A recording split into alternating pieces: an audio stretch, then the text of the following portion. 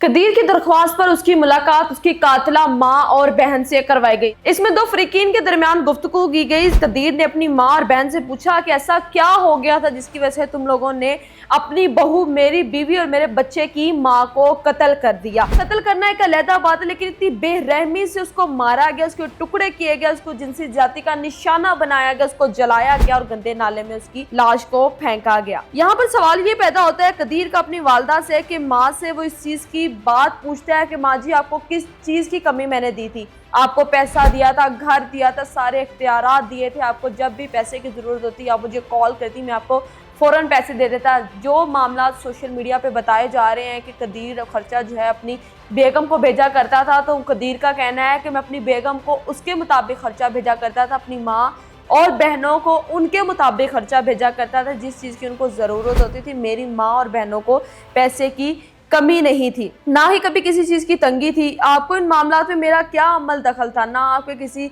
बोल चाल में या आपके किसी फैसले में मेरा कोई अमल दखल नहीं था, ना ही मेरी बीवी का था। फिर ये क्या किया और क्यों किया, इस पर बाकायदा पहली दफ़ा एक बात सामने आ गई और ये केस एक नए मोड़ पर आ पहुंचा। ये वही मोड़ है जिसका जिक्र मैं पहले भी कर चुकी हूँ कि ये केस जो है रोज़ उलझता जा रहा है। इस केस की गिरहें खोलना मुश्किल होता जा रहा है। रोज़ बरोज़ हमें एक नई बात सुनने को मिल जाती है।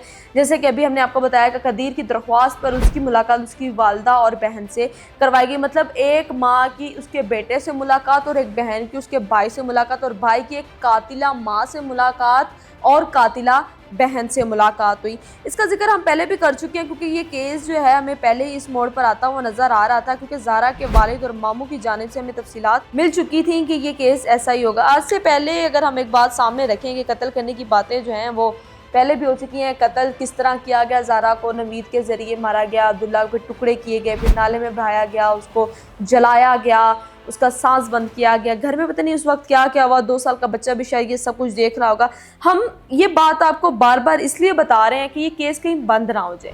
कई केसेस आप सोशल मीडिया पे देखते हैं कि जी 1-2 दिन उसकी हाइप क्रिएट होती है, हाइप क्रिएट करने के बाद वो केस जी सुलझ जाता है, पता ही नहीं होता कि अच्छा वो केस चले वो तो वाइंड अप हो गया, वो तो बंद हो गया, उसकी फाइल बंद हो गई, कत्ल माफ़ कर दिया या चोरी माफ़ कर दी, इस तरह के मामला थे। लेकिन ये शबीर अहमद की बेटी नहीं बल्कि हमारे मुल्क की बेटी का कत्ल हुआ है। अगर हम ज़ारा कदीर को सोचें ना, तो जब मैं इस चीज़ को सोचती हूँ ना तो मेरी खुद की रूह कांप जाती है। मैं ऐसे लगता है जैसे जिस्म से ना जान निकल गई और पाँव के नीचे से ज़मीन जो है मुकम्मल तौर पर ख़त्म हो चुकी है। जब हम लोग ये सुनते हैं कि एक सास जो कि सगी खाला थी, उसने ये सारा काम सर अंजाम दिया, बहू को कत्ल किया, फिर उसके टुकड़े किए, फिर उसे जलाया गया, बोरियों में बंद किया गया, उसके साथ ज़्यादती भी करवाई गई। उस किराए का जो कातिल नवीद था कि आप तुम उसके साथ ज़्यादती कर लेना, 10,000 रुपये देना, 5,000 रुपये एक्स्ट्रा भी उसको अच्छा कत्ल करने पर दिया गया कि जी किसी को शक नहीं हुआ, अच्छा कत्ल हो गया, तो उस पर जो है उसको ये 5,000 रुपये एक्स्ट्रा दिया गया इनाम के तौर पर। ये जब सुनते हैं ना हम ये चीज़, तो मेरी क्या बल्कि पूरे पाकिस्तान में खौफ और राज फैल चुका है, पूरे मुल्क में फैल चुका है। यहाँ तक कि हमारे दूसरे ममालिक जो हैं उनमें भी ये चीज़ ज़ाहिर हो रही है कि पाकिस्तान में सियालकोट डस्का के इलाके में इस तरह का वाक़या जो है वो रोनमा हो चुका है। इसका जवाब जो है वो उसने अपनी वालदा से मांगा कि ये आखिरकार क्या वजह बनी कि आप लोगों ने मेरी बीवी को कत्ल कर दिया। तो माँ का कहना था मुझे नहीं पता कि ये क्या हो गया, हम लोग उसे गलती होगी, हमने तुम्हारा घर तबाह कर दिया, इसमें हमारा हाथ है। जब बचपन में हम या छोटे बच्चे अभी भी गलती करके आते हैं ना तो उससे पूछा जाता है हाँ बेटा ये तुमने क्या किया, तो अगर सोचा जाता है मुझे नहीं पता, मुझसे हो गया है, मुझे नहीं पता। वो एक छोटी गलती होती है। तो अब सुगरा सफाक औरत का और यास्मीन का ये बयान था हमें नहीं पता क्या हो गया, जबकि कदीर का ये कहना है कि मेरी बीवी और मेरी माँ का कोई झगड़ा नहीं हुआ, किसी किस्म की कोई बात नहीं हुई, वो बिल्कुल ठीक रह रही थी ससुराल में, वो अपना मोबाइल इस्तेमाल कर रही थी जब ये सारा वाक़या पेश आता है। कदीर का कहना है कि अगर इस तरह का मामला होता तो मेरी बीवी लाजमी मुझे बताती, या मेरी माँ जैसे पहले शिकायतें लगाया करती थी वैसे वो मुझे ये चीज़ का बताती, लेकिन ना तो कोई झगड़ा हुआ, ना इस बारे में कोई बात हुई, और अगर झगड़ा हुआ भी होता तो इस चीज़ का मुझे पता ना था। कदीर का कहना है कि मुझे समझ नहीं आ रहा कि ये क्या हुआ है। कदीर कह रहा है कि ना तो ये पैसे का मामला था, ना ये दौलत का मामला था, ना ही किसी और की थी। जब भी इनको ज़रूरत होती थी मैं इनको फ़ौरन भेज देता था। ज़ारा को क्यों कत्ल किया गया? ज़ारा का जो कत्ल है वो सुबह 7 बजे किया जाता है, दोपहर तक उसको टुकड़ों में तकसीम किया जाता है, शाम 5 बजे ज़ारा का वालिद जो है ज़ारा के घर डस्का में आता है।